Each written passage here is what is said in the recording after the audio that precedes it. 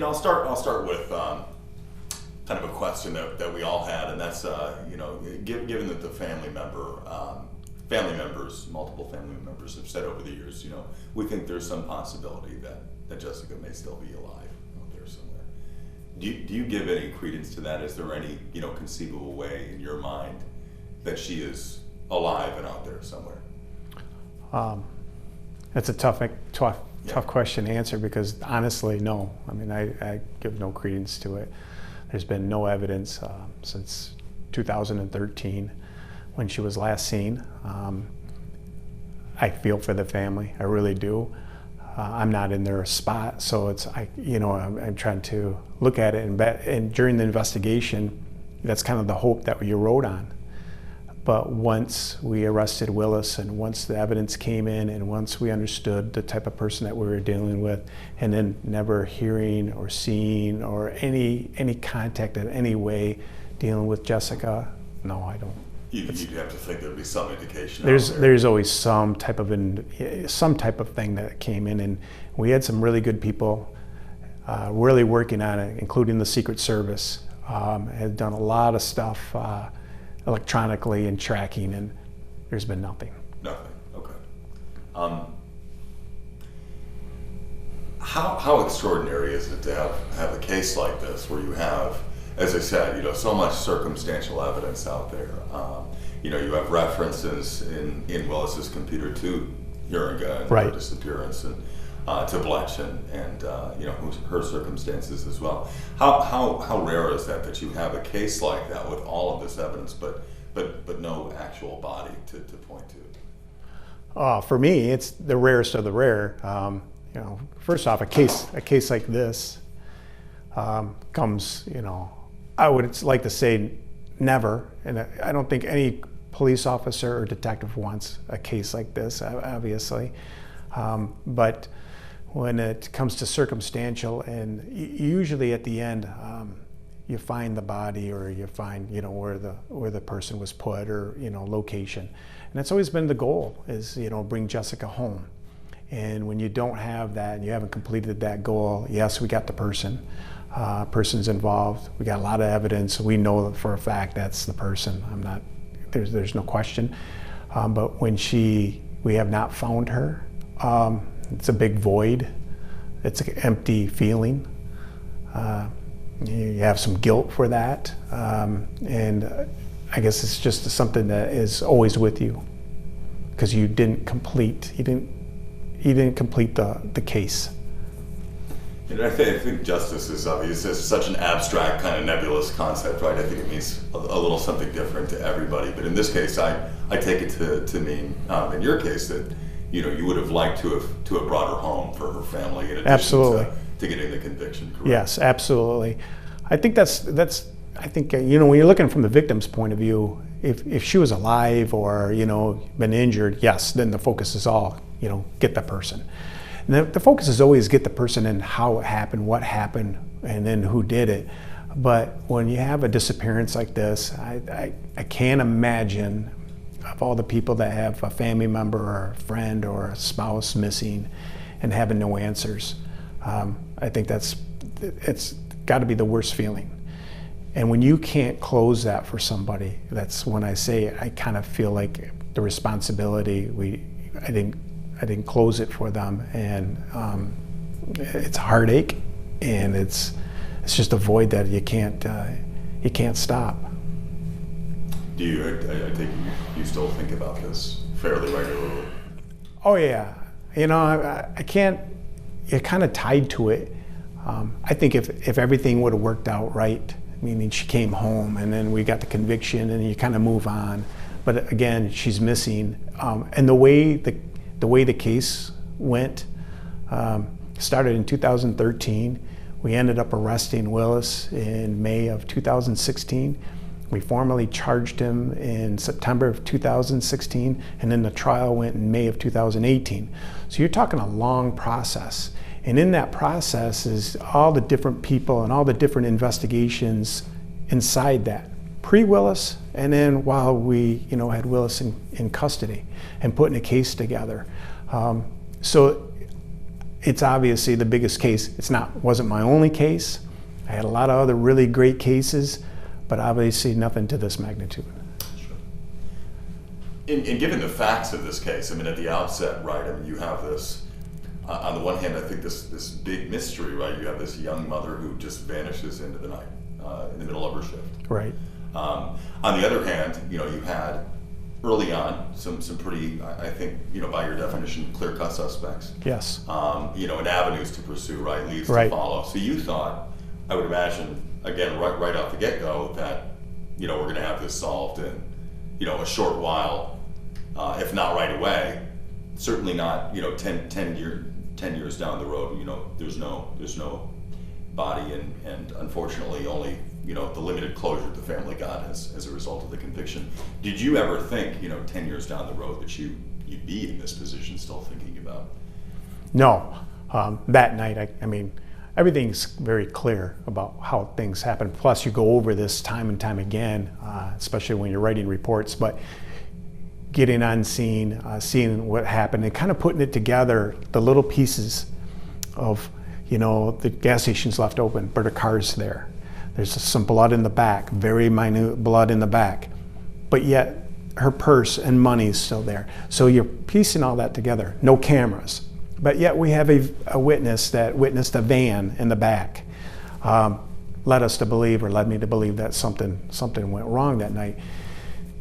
Then, as you said, going through, not by arrogance by all means, but probably by ignorance, I thought, one of these guys that we thought was involved, by the end of the night, by Saturday night, Sunday morning, we're going to have under arrest, and they're going to tell us what happened and where she's at. And kind of had that feeling. I'm like, we're on a good track. And then it just kind of melted away. Each individual that we thought was involved obviously wasn't. But at that time, we're thinking they are the person or persons. And then it went away. And then they had alibis. And then the car that we thought was part of it was up in Traverse City. And then the next guy, and it just kind of fell apart. And there I am Monday, Tuesday. We had a lot of investigators on this, at our department. And then the tips are really rolling in. And then I'm thinking you don't want to, you got to broaden your scope, but you're like, man, these guys really look good. I mean, they had motive and they had opportunity and they were around, and they were nothing to do with it. And then here I am 10 years later rethinking that. They were in the eye of the storm too.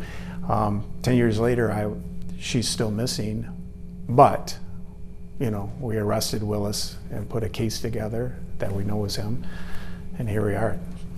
Sure, and we spoke to just prior to this, the possibilities that not having apprehended him might have entailed, right? Oh yeah.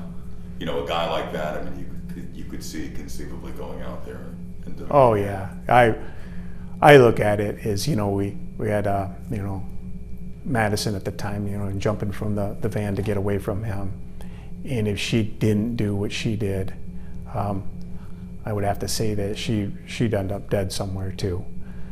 There's no doubt in my mind about that. On top of that, she would have been missing and gone in the same respects as Jessica is. We wouldn't have had any information probably dealing with that, because all the information on Willis came from her. And then that person just doesn't stop. It wasn't a situation where it went wrong. It was a plan. It was a perpetrator that he's out stalking, and that's what he does, and that's why he's considered type of a serial killer. And they don't stop; they continue on. And I think we would have had more victims, absolutely. And I would imagine that's some solace, at least, given kind of the circumstances surrounding what he's accused of doing. Right. Now, as far as hope for the future and whether she'll ever be found, I mean, what do you think? As 10 years goes on, 10 going into, pretty soon it's going to be 11 years or whatever, and we still have no sight of where she's at, or, on the belief. And a lot of things that we checked on is a guesstimation, as well as some evidence that came up. But I think it's going to come down to that Jeff Willis is going to have to point out where he put her. I think it's just that that way it is. And in a lot of ways, that's kind of how serial killers are. I mean, if you think about, the Ted Bundy, or you think about, the Dahmers or whatever it is, they brought the investigators to certain crime scenes. And in some cases, those revelations came well after the fact. Well after the fact. And I think it's going to be I don't know when it's going to be with Willis. I don't know when he's going to end up saying, okay, I will tell you the story. It could be years from now. And so I think he's the guy that's going to tell us. Now, and I forget, his name escapes. It's Bloom, I believe. The gentleman who was charged accessory after the fact. Yeah, Kevin Bloom. His parole, I believe, expires this year? Yes. How do you feel about that? Do you feel as though the sentence was, sufficient in his case, given again the suspicions that he may very well have been in the room when this? Well, based on what I think, how do I put this? Is it justified or whatever? Yeah, based on what he pled guilty to and his past record and how the courts look at it, sure. What do I think? I think we just didn't have the evidence, and that's somebody that's a part of this whole thing that bothers me, that I think of daily, and that's part of him, because we didn't get the evidence. We, meaning me, did not get the evidence to put the case on, just like we did with Willis, to put him away. Okay. And thank you for that. Is there anything else that occurs to you? Any standout facts you'd like to address? Any further light you'd like to shed on any aspect of the case, where we are 10 years later, and what you think about that? Well, there's a lot, Charlie. I mean, there's a lot of avenues. I think beginning, one of the things I look at the beginning more so than dealing with Willis. Once we arrested Willis and we did search warrants, and then that's when the evidence, and a lot of it's circumstantial, as you said, really mapped out how it played out with both Jessica and Rebecca Blatch. Okay, remember her, she was a victim of him too, and we could put it all, piece it together. But prior to that, we had 2,500 tips that came in.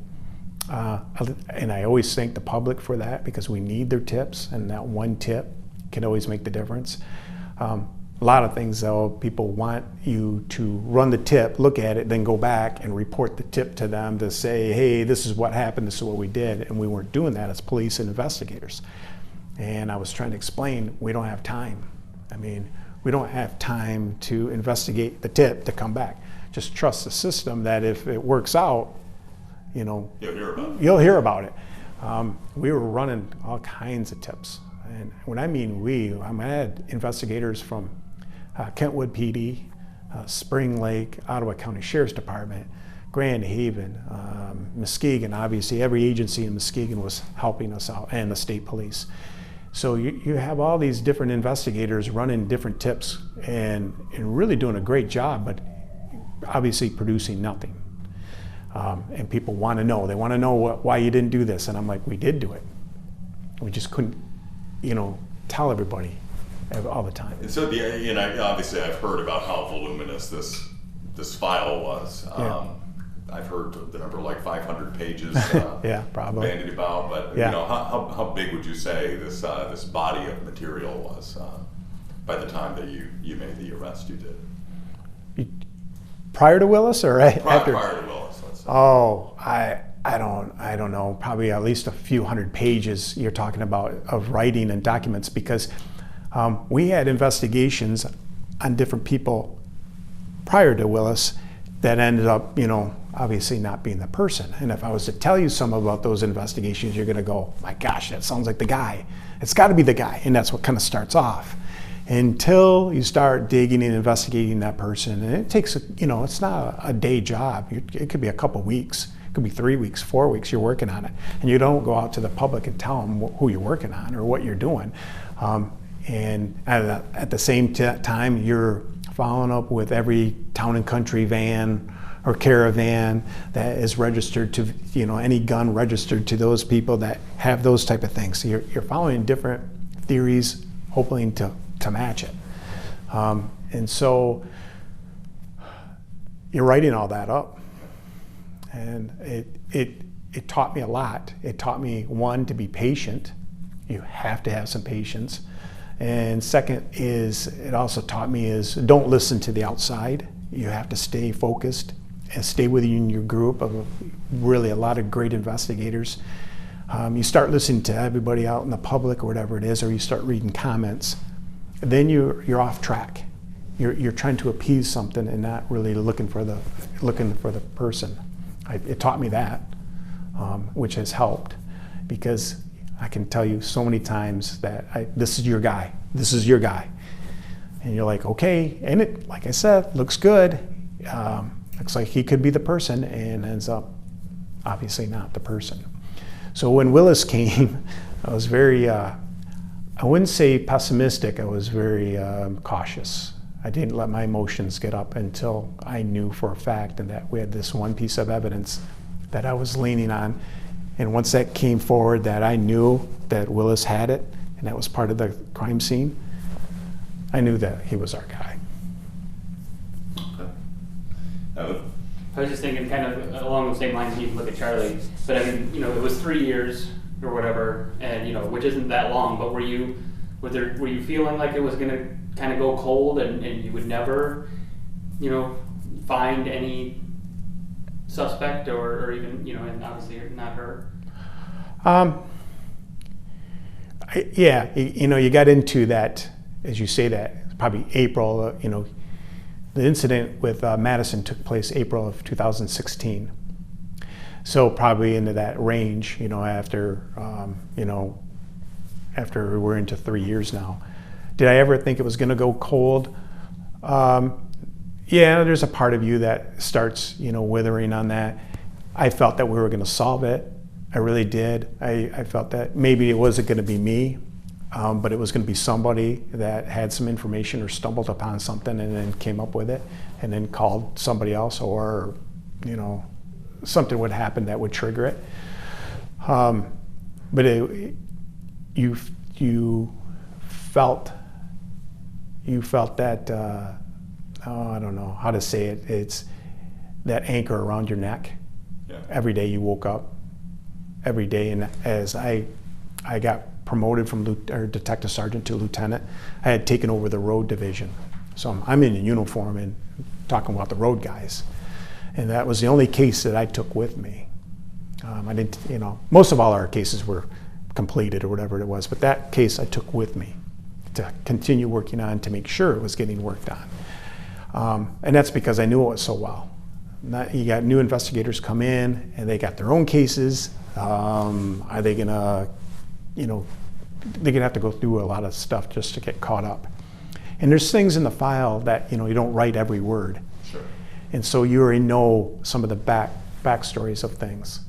And when somebody just reads it, they don't know maybe other things that had gone along with it. So that's why I stuck with it. And I felt if it didn't get solved, it was going to be on my plate the rest of my life.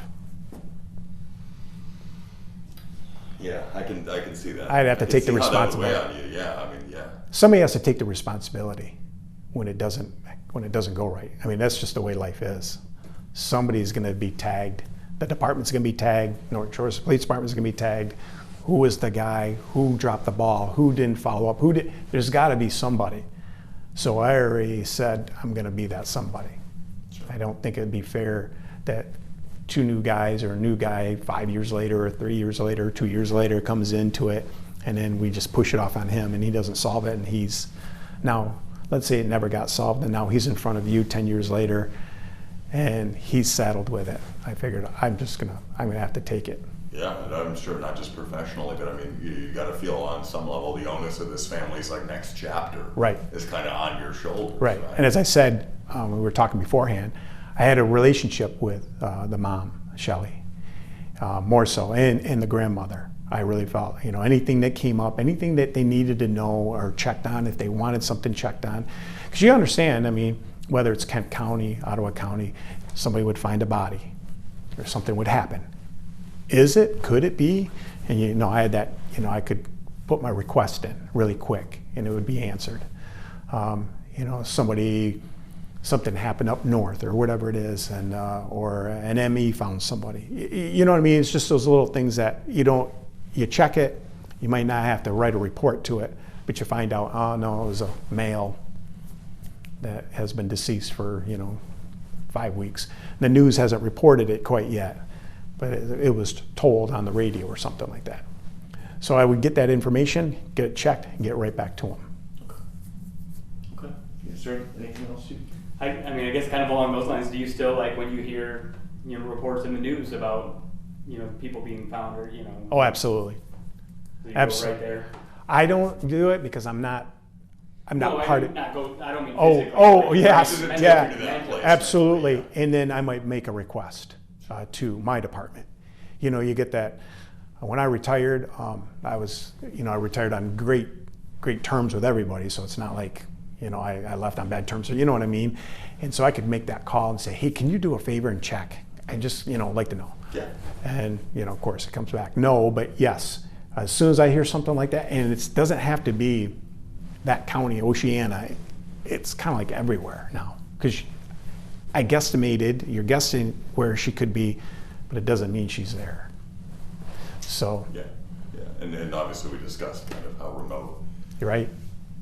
you know, the odds of tracking her down at this point might be. Yeah. But I take it you're hoping that eventually somebody, you know, maybe stumbles on something.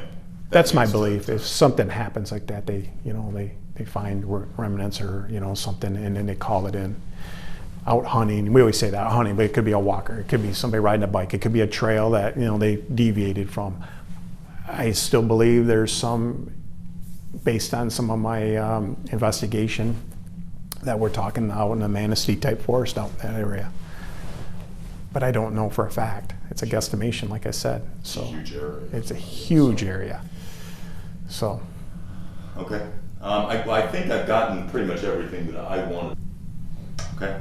Yeah, I think. Yeah, I was pulling some old video, and So- I didn't really remember it being so quickly that you guys got that surveillance video of the van driving by the whatever business. It was like 2 or 3 days later. Yeah, right. You had it to us even. Yeah. Like, I mean, you guys probably even had it before then. But Yeah, right.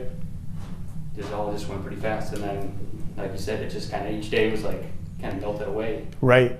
So Paul Schultz, he was working for the county sheriff's department at the time, and he was older, and he came on and he was helping me. I like Paul. I was good friends with him, kind of. So anyways, he goes, we need to get video. And video at the time, you know, we didn't have it at the gas station, but video at the time wasn't like quite as now. You know, we have Ring doorbells and everything else. So we went to business, and fortunately we found some of it. So fast forward to 2016, you know, in that area, May I think it was, Paul had retired, but his son is now working for the county sheriff's department in the detective division, and he was assigned the Madison case. So he calls up, he says, what is something we could do? And his dad and myself relayed, hey, you should look for video along this roadway. And the Sabini Blueberry Farm, he goes in there, and Schultz goes, hey, you wouldn't happen to have any video? And the guy goes, yeah, we put video cameras in a month or 2 months before the incident, because they were looking to check for boyfriend or ex-boyfriend kind of stalking around. So he got to review the video, and there is Willis in the van, clean as day. I mean, really clean. That's how we were able to take that, bring it to Chrysler, and they helped us map it down, and then just melt it down to 6 or 7 type vans in the Muskegon County area. And of course, with Madison's, you know, description of inside the vehicle, she had a great description of inside. They found the van, and then they look inside, and they matched up, and then here we are.